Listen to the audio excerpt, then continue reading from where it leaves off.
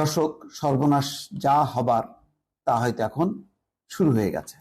বাংলাদেশে ভিসা নিষেধাজ্ঞা শুরু করছে আমেরিকা। মার্কিন পররাষ্ট্র দপ্তর তাদের ওয়েবসাইটে প্রকাশ করেছে। সেখানে বলা হয়েছে, বাংলাদেশে গণতান্ত্রিক নির্বাচন প্রক্রিয়া ক্ষুণ্ণ করার সঙ্গে জড়িত ব্যক্তিদের উপর ভিসা বিধিনিষেধ আরোপের পদক্ষেপ নেওয়ার কথা জানিয়েছে যুক্তরাষ্ট্রের পররাষ্ট্র দপ্তর। এর মধ্যে বাংলাদেশের বর্তমান ও সাবেক সরকারি কর্মকর্তা ও ক্ষমতাসীন রাজনৈতিক দলের সদস্য এবং আইন প্রয়োগকারী বিচার বিভাগ ও নিরাপত্তা বাহিনীর সদস্যরা, বিচার বিভাগ থেকে শুরু করে আইন শৃঙ্খলা, সরকারি বেসরকারি, কেউ কিন্তু বাদ পড়ছে না। দর্শক, কি বুঝলেন? এই জায়গা থেকে মার্কিন যুক্তরাষ্ট্র সরবে না। অন্তত বাংলাদেশের ওই ক্ষমতা নেই যে মার্কিন যুক্তরাষ্ট্রকে সরাবে।